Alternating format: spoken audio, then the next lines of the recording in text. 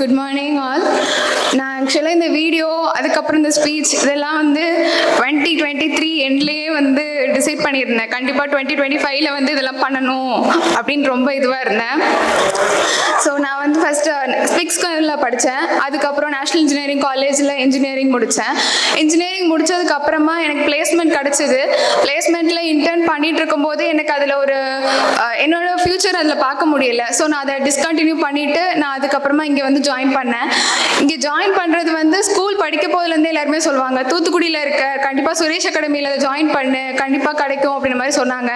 ஆனால் அதே பர்சன்ஸ் தான் வந்து இன்ஜினியரிங் முடித்து நான் இன்டர்ன் விட்டுட்டு வந்தப்போ ஜாபை டிக்ளைன் பண்ணிவிட்டு அடுத்த ஜாபுக்கு ட்ரை பண்ணுறீங்க, என்ன நம்பிக்கையில் பண்ணுறீங்க, ஒரு வேளை கிடைக்கலன்னா என்ன பண்ணுவேன், அந்த மாதிரிலாம் டிமோட்டிவேட் பண்ணவங்க நிறைய பேர் இருக்காங்க. நான் 2023 RRB கிளாஸில் ஜாயின் பண்ணேன். பட் அப்போ எனக்கு இன்டர்னும் அதுவும் இருந்ததுனால மேனேஜ் பண்ண முடியல. பட் IBPS நான் நல்லா பண்ண ஆரம்பித்தேன். அதுக்கப்புறம் SBI கிளர்க் நான் அப்போ தான் ஃபஸ்ட் டைம் ப்ரிலிம்ஸ் கிளியர் பண்ணேன். எனக்கு அது இன்னும் கொஞ்சம் நல்லாவே ஒரு மோட்டிவேஷன் ஆச்சு. நம்ம இவ்வளோண்டு ஒரு ஷார்ட் டைமில் நம்ம இவ்வளோ கிளியர் பண்ணுறோன்னா கண்டிப்பாக மெயின்ஸ் கிளியர் பண்ணிடலாம் அப்படின்னு. ஆனால் அந்த நேரத்தில் எனக்கு மெயின்ஸில் கொஞ்சம் ஐடியா இல்லாதனால என்னால் கிளியர் பண்ண முடியல. பட் டீசன்ட் மார்க் எடுத்திருந்தேன். ஸோ ஓகே, ஒரு 20 மார்க் டிஃப்ரென்ஸ் கிட்டே இருந்துச்சு. 20 மார்க்ஸ் தான் நமக்கு டிஃப்ரென்ஸ் இதுலேயே வந்திருக்கு. ஒரு 1 வீக்கில் நம்ம இவ்வளோ பண்ணுறோன்னா நம்மளால் இன்னும் கொஞ்சம் எஃபர்ட் போட்டால் வரும்னு நான் அப்போவே முடிவு பண்ணேன். 2025 நம்ம இயராக இருக்கணும் அப்படின்னு. ஸோ அதே மாதிரி தான் பண்ணேன். அதுக்கப்புறமா எழுதின எல்லா எக்ஸாம்ஸ்லையுமே வந்து ப்ரிலிம்ஸ் கிளியர் ஆச்சு, மெயின்ஸ் கிளியர் ஆச்சு. RRB PO நான் இன்டர்வியூ வரைக்கும் போனேன். பட் அன்ஃபார்ச்சுனேட்லி எனக்கு அது கிடைக்கல. பட் இருந்தாலும் ஓகே, நம்ம எப்படியாவது IBPS ஆர் SBI நம்ம எடுத்தே ஆகணும் அப்படிங்கிறத நான் ரொம்ப இது பண்ணி வச்சுருந்தேன். எப்போவுமே காலையில் ப்ரஷ் பண்ணும்போது அந்த மிரர் இருக்குன்னா அதுக்கு மேலே வந்து ஒட்டி வச்சுருப்பேன். IBPS SBI கிளர்க் இதெல்லாம் வந்து ஒட்டி வச்சுருப்பேன். ஒட்டி வச்சுட்டு நான் அந்த ஐடி கார்டெலாம் பார்க்கும் போது எனக்கு இன்னும் கொஞ்சம் மோட்டிவேட் ஆகும். நம்ம இந்த இது எப்படியாவது இந்த வருஷம் எடுத்தாகணும் அப்படிங்கிற அந்த இதை டெய்லியுமே அதை பார்த்துட்டே காலையில் ப்ரஷ் பண்ணிவிட்டு அதுக்கப்புறமா கிளம்பி இன்ஸ்டியூட் வருவேன். இன்ஸ்டியூட் வரப்போதுமே ஒரு நாளுமே நான் ரெக்ரெட் பண்ணதே கிடையாது. ஏன்னா ஒவ்வொரு கொஸ்டினுமே வந்து அவ்வளோ குவாலிட்டியாக இருக்கும். அந்த கொஸ்டினை நம்ம கம்ப்ளீட் பண்ணிட்டோம் அப்படின்னா ஸ்டாஃப் நடத்துறதுக்கு முன்னாடியே நம்ம பண்ணியிருக்கோம், நமக்கு இது ஈஸியாக வருது, நம்ம இன்னும் கொஞ்சம் நல்லா எஃபோர்ட் போட்டு இன்னும் நல்லா பண்ணணும், எல்லா கொஸ்டினுமே அட்டன் பண்ணணும், அந்த மாதிரிலாம் ரொம்ப மோட்டிவேட்டடாக இருக்கும். காலையில் கிளாஸ் பேட்ச் வரப்போதுமே ஒரு மார்க் அவங்க மெசேஜ் போடும்போது டாப் 50 வராதா, டாப் 20 வராதா அப்படிலாம் பார்ப்பேன். நிறைய நாள் அது டாப் 3 வரும். அதெல்லாம் ரொம்ப ஜாலியாக இருக்கும். சார் நம்ம இதில் ஈஸியாக இப்படி எடுக்கிறோம், இவ்வளோ பேர் காம்படிஷனில் நம்ம இவ்வளோத்துக்கு வரோம், கண்டிப்பாக இதை நம்ம கிளியர் பண்ணணும் அப்படின்னு அது இன்னும் கொஞ்சம் நல்லாவே மோட்டிவேட் ஆகும். ஸோ ஒவ்வொரு நாள் நான் கிளாஸ் வரப்போதும் எக்ஸ்ட்ராவாக நான் மோட்டிவேட் ஆனேன். நெக்ஸ்ட் நான் இந்த ஸ்டேஜில் நிறைய பேருக்கு தேங்க்ஸ் சொல்லி ஆகணும். ஃபர்ஸ்ட் நான் என் ஃப்ரெண்ட்ஸ்க்கு சொல்கிறேன். பிகாஸ் நான் ஒரு டே ஸ்காலர், எங்கள் அப்பா இன்ஜினியர், எங்கள் அம்மா டீச்சர், என் தங்கச்சி 11th முடிச்சு 12th போகிறா. ஸோ நான் தான் என்னை வந்து பார்த்துக்கிற மாதிரி இருக்கும் most of the time. So கொஞ்சம் நான் வந்து லோவாக ஃபீல் பண்ணாலும் அந்த டே அதோட முடிஞ்ச மாதிரி இருக்கும். ஸோ அவங்க வந்து என்னை கொஞ்சம் கூட என்னோட மோட்டிவேஷன் கம்மியாகாமல் விட்டதே கிடையாது. எப்போவுமே என்னோட எனர்ஜி லெவல் எப்போவுமே பாசிட்டிவாக இருக்கிற மாதிரி இருக்கிறதுக்கு அவங்க ரொம்பவே எனக்கு ஹெல்ப் பண்ணாங்க. எந்த ஒரு டவுட்னாலும் எந்த ஒரு இதுனாலும் அவங்க டக்குன்னு எனக்கு வந்து ஹெல்ப் பண்ணாங்க. அதுக்கப்புறம் என் பேரண்ட்ஸ், எங்கள் அப்பாவுக்கு நான் சொல்லி ஆகணும். எனக்கு வந்து காலேஜ் படிக்கும்போது ஃபஸ்ட் இயர்லேருந்து ஃபைனல் இயர் வரைக்கும் உன்னோட லாங் டேர்ம் கோல் என்ன அப்படின்னு கேட்டாங்க அப்படின்னா நான் ஒன்று தான் சொல்லுவேன், எங்கள் அப்பாவை விட அதிகமான டெஸ்டினேஷன் போகணும், எங்கள் அப்பாவை விட நான் வந்து நல்லா பார்த்துக்கணும் இந்த ஃபேமிலியை அப்படிங்கிறத நான் சொல்லுவேன். அப்போ என்னோட ஷார்ட் டேர்ம் கோல் வந்து அப்பப்போ மாறிட்டே இருக்கும். ஏன்னா எனக்கு சாஃப்ட்வேரில் போகணுன்னு ஃபஸ்ட் ஆசையாக இருந்துச்சு. அதுக்கப்புறமா தான் நான் வந்து காம்படிட்டிவ் எக்ஸாம்ஸ்லாம் எழுத ட்ரை பண்ணேன். எழுத போதுமே எது எடுக்க அப்படின்னு தெரியாமல் எல்லா எக்ஸாம்ஸும் ட்ரை பண்ணேன். அப்புறம் தான் பேங்கிங்கை சூஸ் பண்ணேன் கடைசியாக. ஸோ அந்த மாதிரி இருக்க போது எனக்கு அப்போ அஷூரன்ஸ் கொடுக்க தெரில. பட் இப்போ எனக்கு வந்து அந்த அஷூரன்ஸ் கொடுக்க முடியுது. அப்புறம் எங்கள் அம்மா எனக்கு மோர் தென் ஃப்ரெண்ட் மாதிரி. ஸோ எங்கள் அம்மா எனக்கு நிறைய வேலை வந்து ஹெல்ப் பண்ணியிருக்காங்க. முக்கியமாக சொல்லணும் அப்படின்னா இன்டர்வியூ செஷன் சொல்வேன். நான் இன்ஜினியரிங் படிக்கும் போது என்னோட கோர் சப்ஜெக்ட் எல்லாமே கொரோனா பேட்ச்லேயே முடிஞ்சிருச்சு. ஸோ எனக்கு பேசிக் வந்து அந்தளவுக்கு ஐடியா இல்லை அப்படின்னாலும் ஒரு 2 days எடுத்துப்பாங்க. அதுலேயே அந்த பேசிக் எல்லாமே எனக்கு சொல்லிக் கொடுத்து அதை மேனேஜ் பண்ண வச்சுருவாங்க. ஸோ அந்த மோட்டிவேஷன் எனக்கு வந்து அவங்க சொல்லிக் கொடுத்த இந்த வேலாம் பார்க்கும்போது சார் நம்ம டீச்சரோட டாக்டராக இருக்கிறதுல ரொம்ப பெருமையாக இருக்குது அப்படிலாம் எனக்கு தோணும். தென் என் தங்கச்சிக்கும் நான் இதுக்கு ஈக்குவலாக வந்து நான் தேங்க்ஸ் சொல்லி ஆகணும். பிகாஸ் அவள் வந்து பேசிக் சிப்ளிங் ஸ்டெப்ஸ் மாதிரி தான்.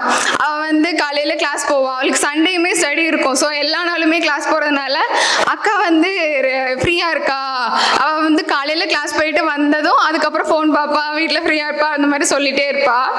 சண்டேலாம் நான் பாட்டுக்கு ஃப்ரீயாக இருப்பேன், எனக்கு ஒரு நாள் ரெஸ்ட் எடுத்துப்பேன். அவள் வந்து அப்போவும் ஸ்கூல் போகும்போது இவன் மட்டும் தூங்கிட்டே இருக்கா அப்படின்ற மாதிரி சொல்லிட்டே இருப்பா. ஸோ எனக்கு அந்த இதெல்லாம் வந்து இல்லை, நம்ம அப்படி பண்ணக்கூடாது, நம்ம ஷெட்யூலை நம்ம கரெக்டாக ஃபிக்ஸ்டாக இருக்கணும் அப்படின்ற மாதிரி எனக்கு அந்த மோட்டிவேஷன் வரும். ஸோ ப்ரொக்ராஸ்டினேஷன் அப்படிங்கிற அந்த வேர்டு எனக்கு இன்ட்ரடியூஸ் ஆகிறதுக்கு முன்னாடியே அதை வந்து என் லைஃப்லேருந்து வெட்டினது அவள் தான். ஸோ அதுக்கு நான் கண்டிப்பாக அவளுக்கு தேங்க்ஸ் சொல்லணும். அதுக்கப்புறம் நான் வந்து அகாடமிக்கு தேங்க்ஸ் சொல்லணும். ராஜா சார், நான் இங்கே வந்து ஜாயின் பண்ணும்போது எனக்கு வந்து ரீசனிங் அண்ட் இங்கிலீஷ் நான் கண்டிப்பாக நல்லா பண்ணிடுவேன் அப்படிங்கிற ஒரு நம்பிக்கையில் தான் நான் வந்தேன். பட் குவான்ஸ் எனக்கு வந்து வருமா அப்படிங்கிறது ஒரு டவுட்லேயே இருந்தேன். ஃபர்ஸ்ட் டே இந்த கிளாஸில் தான் அந்த ஓரமாக உட்காந்துருந்தேன் லாஸ்ட்டில். ஏன்னா நான் வந்து வரப்போ கிளாஸ் ஆரம்பிச்சிருச்சு, அந்த மாதிரி தான் இருக்க போது அவர் வந்து ஸ்பீட் சொல்லி கொடுத்துட்டு இருந்தார். எல்லாரும் வேகமாக பண்ணிகிட்டே இருந்தாங்க. ஐயோ நம்ம இப்போ என்ன பண்ண போகிறோன்ற மாதிரி பார்த்ததுமே பயமாயிருச்சு. அடிஷன் தானே நமக்கு இது வராதா அப்படின்ற மாதிரி இருந்தது, பார்த்ததுமே பயமாயிருச்சு. ஸோ அதுக்கப்புறமா அவர் கொஞ்சம் ஈஸியாக ட்ரிக்ஸ்லாம் சொல்லி கொடுக்கும்போது அப்போ தோணுச்சு, கண்டிப்பாக இது நம்ம வந்து கிளியர் பண்ணிடலாம், சார் கண்டிப்பாக நல்லா சொல்லி கொடுக்குறாரு, இது கொஞ்சம் ஃபாலோ பண்ணால் கூட நம்ம வந்து வந்துடுவோம் அப்படின்ற மாதிரி எனக்கு அப்பவுமே தோணுச்சு. அதே மாதிரி அரித்மெட்டிக்கை பார்த்து எல்லாருமே பயப்படுவாங்க. நிறைய பேர் எனக்கு மோட்டிவேஷனாக இருந்தாங்க. ஏன்னா அவங்க வந்து குவான்ஸ் நல்லா பண்ணும்போது ஏன் நமக்கு வரல அப்படின்ற மாதிரி எனக்கு அது பொறாமையாக இருக்கிறத விட அது எனக்கு இன்னும் கொஞ்சம் மோட்டிவேட் ஆச்சு. அவங்களால பண்ண முடியுது, நம்ம இன்னும் கொஞ்சம் நம்ம பண்ணணும் அப்படின்ற மாதிரி எனக்கு தோணும். ஸோ நான் அதை வந்து இன்னும் கொஞ்சம் பண்ணேன். அது சார் ரொம்ப ஈஸியாக்குனாரு. இவ்வளோதான் கொஞ்சம் ஸ்டெப்ஸில் சொல்லி கொடுக்கும்போது அந்த பேசிக்கை ஒவ்வொரு நாள் ஒவ்வொன்று படிக்கும்போது அடுத்தடுத்த லெவலுக்கு அப்டேட் ஆன மாதிரி தான் இருந்துச்சு. ஸோ அதுக்கெலாம் நான் ரொம்ப தேங்க்ஸ் சொல்லணும் சார். அதுக்கப்புறம் முக்கியமாக இன்டர்வியூ செஷன், நான் வந்து இங்கே ஜாயின் பண்ணும்போது ரொம்ப ரிசர்வ் டைப்பாக இருப்பேன். ஈஸியாக என்னால் பேசிக்க முடியாது, ஈஸியாக நான் கம்யூனிகேட் பண்ண மாட்டேன், சோஷியல் ஆகிறது ரொம்ப லேட் ஆக்குவேன். பட் அவர் என்னை ஐடென்டிஃபை பண்ணார். நீ உனக்கு டேலண்ட் இருக்குது, உன்னால் பேச முடியுது, நீ இப்போ கண்டிப்பாக பண்ணுவேன் அப்படின்ற மாதிரி சொன்னாங்க. மார்க் இன்டர்வியூ செஷன்லலாம் ஒரு குட்டி ஸ்பேஸ் கொடுத்து நீ அதை ஆர்கனைஸ் பண்ணு, உனக்கு ஒரு ஐடியா கிடைக்கும் அப்படின்ற மாதிரிலாம் சொன்னார். அதெல்லாம் எனக்கு ரொம்ப மோட்டிவேட்டடாக இருந்துச்சு. அந்த ஆர்ஆர்பி பிஓக்கு கூட நான் வந்து என்னோட வழியில் தான் வந்தேன். லாஸ்ட் டே தான் சார்ட்டு கேட்டேன். சார் சொன்னதுமே எனக்கு கொஞ்சம் ஓகே நம்ம பண்ணிடலாம் அப்படின்ற மாதிரி இருந்துச்சு. பட் ஐபிபிஎஸ் பிஓ நான் ஃபஸ்ட்டு ஸ்டார்டிங்லேயே சார் சொன்னதுலேருந்தே அதுலேயே அப்படியே வந்ததுனால எனக்கு இன்டர்வியூ போகிற வரைக்குமே எனக்கு பயமே இல்லை. பட் லாஸ்ட் 5 minutes தான் எனக்கு கொஞ்சம் அப்படியே ஐயோ நம்ம இப்போ அட்டன் பண்ண போகிறோம், இது நமக்கு வந்து ரொம்ப இம்பார்ட்டண்ட்டான ஒரு இது அப்படின்னு சொல்லி எனக்கு கொஞ்சம் பயமாக போகுது. சாரோட வேர்ட்ஸ் தான் எனக்கு வந்து ரிமைண்ட் ஆச்சு. உனக்கு வந்து இங்கிலீஷ் நல்லா வருது, நீ கண்டிப்பாக நல்லாவே பேசுவ, உனக்கு பயம் இல்லாமல் நீ மட்டும் பேசணும், அவ்வளோதான் அப்படின்ற மாதிரி அவர் சொன்னதெல்லாம் எனக்கு நான் வந்துச்சு. ஸோ அதே மாதிரி கொஞ்சம் பயம் மட்டும் கம்மி பண்ணிட்டு உள்ளே போனேன், நல்லா பண்ணிட்டு வந்தேன். எனக்கு தெரிஞ்ச வரைக்கும் நான் நல்லா பண்ணேன். தென் அகாடமிக்கு தான் நான் இங்கே வந்ததில் வந்து எனக்கு நான் இங்கே கிளாஸ் அட்டன் பண்ணும்போது சூப்பர் பேட்ச் கிளாஸ் போகணுன்னு ரொம்ப எனக்கு வந்து ஆசையாக இருக்கும். ஒவ்வொரு தடவையும் டெஸ்ட் வைக்க போது அதுக்கு முன்னாடி நான் வந்து ரெகுலராக வரலனாலும் அந்த சூப்பர் பேட்ச் டெஸ்ட்னால் நான் டக்குன்னு வந்துடுவேன். அன்றைக்கு காலையில் கண்டிப்பாக நாங்கள் ப்ரெசென்ட் ஆகிருப்பேன், வந்து அட்டன் பண்ணுவேன், அதை எப்படியா கிளியர் பண்ணணும்னு நினச்சி கிளியர் பண்ணி போவேன். பிகாஸ் சூப்பர் பேட்ச் கிளாஸில் எக்ஸ்ட்ராவாக நிறையவே கற்றுக்கலாம். ஏன்னா அவங்க ரொம்ப எப்படி சொல்ல நல்லா படித்தவங்களாக இருப்பாங்க, அவங்க ரொம்ப வேகமாக பண்ணுவாங்க, எல்லாமே மார்க்ஸ் எல்லாமே அதிகமாக இருக்கும். நம்ம ஸ்கோர் கீழே இருந்தாலும் அவங்களெல்லாம் வந்து பீட் பண்ணணும் அப்படிங்கிற அந்த இதெல்லாம் ரொம்ப வெறியாகும். அதே மாதிரி கரண்ட் அஃபேர்ஸ் செஷன்ஸ்லாம் அவங்க வைக்கிறதுலாம் வந்து நமக்கு டெய்லியும் வந்து நம்ம படிச்சுட்டு போகணும், அவங்க நமக்கு வந்து இது தெரில அப்படிலாம் சொல்லிடக்கூடாது அப்படிங்கிறதெல்லாம் ரொம்ப இதுவாக பண்ணுவேன். ஸோ சூப்பர் பேட்ச் கிளாஸ் எனக்கு ரொம்பவே ஹெல்ப்ஃபுல்லாக இருந்துச்சு. So thank you. எங்கள் அப்பா ஒரு 2 words சொல்கிறதுக்கு கூப்பிடணும்னு ஆசைப்பட்றேன். இங்கே வந்திருக்க அனைவருக்கும் எனக்கு முதற்க வணக்கம்.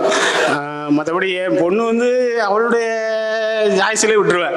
அதாவது நான் படித்தது எல்லாமே கிராமத்தில். ஆனால் இந்த தூத்துக்குடி வந்து வேலை வாய்ப்புக்கு தான் இங்கே வந்திருந்தேன். ஆக்சுவலாக என் பொண்ணு வந்து இன்ஜினியரிங் தான் படிச்சு ஒரு இன்ஜினியர் ஆக்கணும் அப்படிங்கிற ஒரு இதில் மோட்டிவேட்டில் இருந்தேன். ஆனால் அந்த சாய்ஸ் கிடைக்கல. ஏன்னா இபி எல்லாமே ப்ரைவேட்டேஷன், அவுட் சோர்சிங் அந்த மாதிரி போனோன்னே டப்புன்னு என்ன பண்ணலான்னு ஒரு யோசனை இருக்கும்போது தான் சரி சுரேஷ் அகாடமியில் சேர்த்து விடுவோம். இங்கே எல்லாருமே படித்து 1 yearல பாஸ் பண்ணி போயிடுறாங்க. அதனால் நம்ம பொண்ணும் வந்துட்டால் நல்லா இருக்கும்னு நினச்சி எய்ம் பண்ணேன். ஆனால் அதே மாதிரி 1 yearல சக்ஸஸ் பண்ணிட்டாப்புல.